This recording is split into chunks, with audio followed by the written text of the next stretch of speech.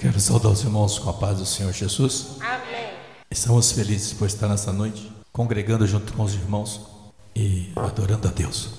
O pastor sempre fala, do texto áureo. Lá tinha o pastor Roberto, vai lembrar, o pai Roberto vai lembrar o texto áureo e a verdade prática. Por exemplo, o texto áureo do primeiro trimestre da revista da Escola Dominical de 2025, ele é o seguinte: o verbo se fez carne e habitou entre nós, e vimos a sua glória, como a glória do ungido do Pai, cheio de graça e verdade. Este é o texto áureo, semestre 2025. E a verdade prática é um comentário, pequeno comentário desse texto. Diz o seguinte: e o verbo de Deus inseriu-se na história, assumindo a forma de homem para redimir os pecadores. Então, nós aprendemos tudo isso na nossa infância. Foi aí há 50 anos atrás, eu já tenho 60. Creio que o pai Roberto já ensinou muito isso aqui nas escolas dominicais que ele ministrou. A Ruth já aprendeu também. Então, quando o pastor Cleito fala texto áureo, é o texto principal da revista da escola dominical. Quando ele fala o texto, a verdade prática, é um pequeno resumo do texto áureo. Então, isso é importante. Por isso que hoje nós temos uma base muito forte na palavra de Deus. A gente não consegue ser enganado fácil, porque nós tivemos um alicerce muito forte. Assim como o Senhor fez lá no início, assim como está escrito, escreveram que Pedro, e disse: Pedro, sobre ti formarei uma igreja forte. Mais ou menos isso que ele quis dizer. Pedro, ele foi o primeiro que começou a igreja do Senhor Jesus. Ela começou especificamente em Atos capítulo 2, onde iniciou eu e você, a igreja invisível do Senhor Jesus. Antes, Mateus, Marcos, Lucas e João estávamos apenas na sombra. Os discípulos não sabiam o que era igreja. Ninguém lá sabia o que era igreja invisível do Senhor Jesus. O Senhor já falava, mas eles não entendiam. Os discípulos, eles eram muito voados. Tanto que o Senhor estava caminhando com eles e dizia: olha, eu vou sofrer, eu vou ser preso, eu vou ser açoitado, mas ao terceiro dia eu vou ressuscitar. Os discípulos perguntavam: Senhor, quem é o maior no reino dos céus?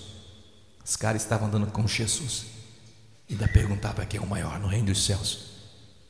Os discípulos foram escolhidos, eles eram muito novos, Eles, quando foram escolhidos, os 12 apóstolos, que é discípulos, a gente fala discípulos, mas os 12 apóstolos, discípulos, eram 72 pessoas que seguiam Jesus. Os 12 apóstolos, eles tinham entre 12 e 20 anos. O mais velho era Pedro. E Pedro, ele era muito bravo. Pedro, ele era muito nervoso. Tanto que, se você ler a história, Pedro, quando ele tinha que resolver uma parada com alguém, era na espada, na pancadaria, no soco. Pedro, ele era assim. Tanto que, mesmo estando com Jesus lá no Getsemane, conforme uma pessoa um dia me corrigiu, no Getsemane, ele cortou a orelha do soldado Malco. Ou seja, Pedro sempre portava uma arma. Pedro andava armado. Não estou falando para ninguém que anda armado, tá? Mas se você tiver autorização de ser um CAC, nada impede. Pedro andava armado. E todos os discípulos, eles tinham uma idade pequena. Para você ter uma ideia, Jesus, ele não fazia acepção de pessoas. Ruth, pastor Roberto, igreja, que ele era amigo de Lázaro, e Lázaro não o seguia. Lázaro não frequentava a sinagoga, sabe por quê? Lázaro era menor de idade, e ele era amigo de Lázaro. A Bíblia nos fala, os manuscritos, o copista colocou lá que Jesus não tinha CEP, não tinha casa, não tinha onde reclinar a cabeça. Porém, contudo, ele passava na casa dos seus amigos. Eu creio que ele tomava um café na casa de Lázaro, assim como eu tomo um café na casa do pai Roberto, da mãe Janete. Ele fazia isso. Ele tinha os seus amigos. Ele se comportava como judeu, ele era judeu, ele tinha as manias judaicas, a alimentação dele era como judeu.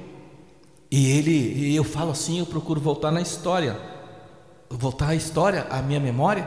E ele, quando estava distante, há 2 dias de viagem, quando for avisar que Lázaro havia morrido, o único lugar na Bíblia que tem uma frase: e Jesus chorou. Ele chora pelos seus amigos. Jesus, ele chora pelos amigos.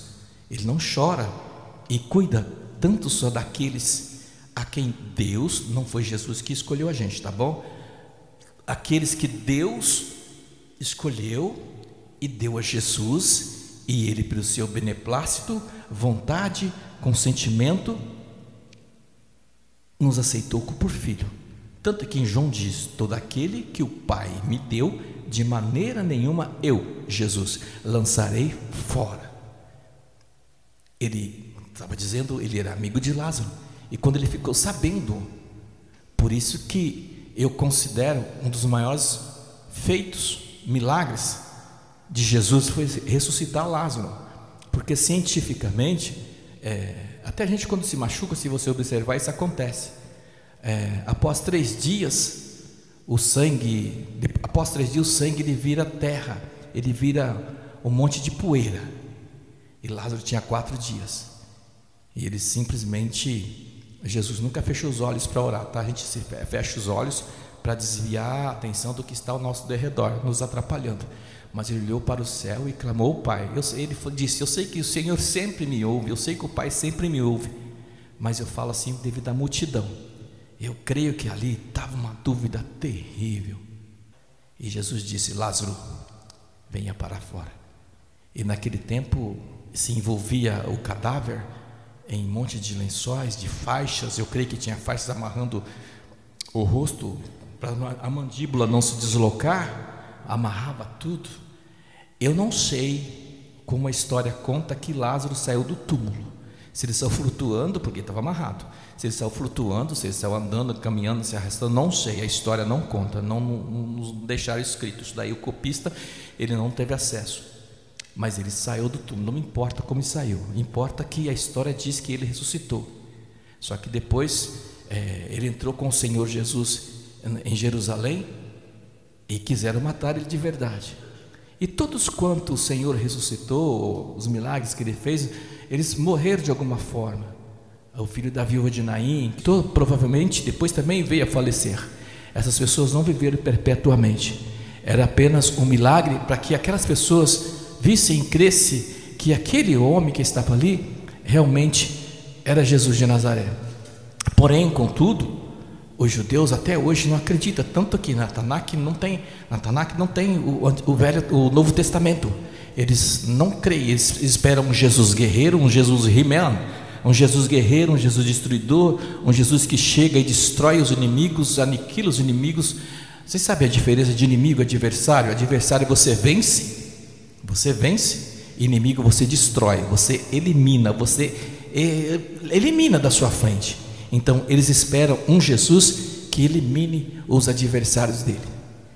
E não fique com pena dessa briga que está em Israel, que este povo que está lá não é o mesmo povo da Bíblia. Não, eles estão numa briga ferrenha devido a atos políticos, crenças. Nós somos povo escolhido, enxertado na videira que é o Senhor Jesus. Nós precisamos nos alegrar, porque o nosso nome, ele está escrito no livro da vida, figurativamente. E eu quero falar para você que está aqui nessa noite que Jesus não tem amnésia. Hoje ele te ama, mas ele não te quer mais. Aí o mês que vem ele escreve de novo, daí 2 semanas você dá um fracasso, ele apaga. Não, lá na eternidade ele já escolheu. Eu não sei qual a razão pela qual ele escolheu A e não escolheu B, a predestinação da salvação. Eu não sei porquê, não sei a razão pela qual, mas se você está aqui nessa noite, é porque o teu nome está escrito no livro da vida. Mesmo com todas as falhas, mesmo com todas as dificuldades, eu estou no pior momento da minha vida, muitas lutas. Eu não sei como ainda estou de pé, porque eu tenho uma esposa do jeito dela, ela intercede pela minha vida, e porque eu tive um alicerce muito forte quando pequeno, porque senão eu não estaria mais aqui. Eu venho aqui cultuar. Falei para o pastor Roberto, o pastor Cleito esses dias, eu estou aqui cultuando porque eu gosto de estar aqui tocando o meu violão. A minha fé zerou. Eu creio, eu tenho um pouquinho de crença, eu creio num Deus, Porque quando eu imagino que nós temos uma galáxia, que ela ainda está em expansão, eu pergunto, onde está Deus? Quando eu olho no universo, eu vejo que a menor estrela, Centauro, luz distante da Terra, eu falo, onde está Deus? Aí eu sinto que Ele está próximo de mim, Ele não está distante. É a razão pela qual ainda estou aqui, porque eu creio um pouquinho. O meu alicerce foi muito forte. Amanhã eu vou levar essa menina, nós vamos passar pelo médico, e com certeza vai marcar a cirurgia dela. Você ama a Leide? Você gosta da Leide? Não só põe mãozinha assim igual o pastor falou, não. Ore mesmo. É para ser operada? Vai ser. Mas vai ficar 0 bala. Eu não vou ver as cenas que eu vi na minha casa e questionei a Deus e não tive resposta. Foi apenas um monólogo. Você ama a Leide? Nem fala a meu respeito. Hoje à noite, resmungue com Deus.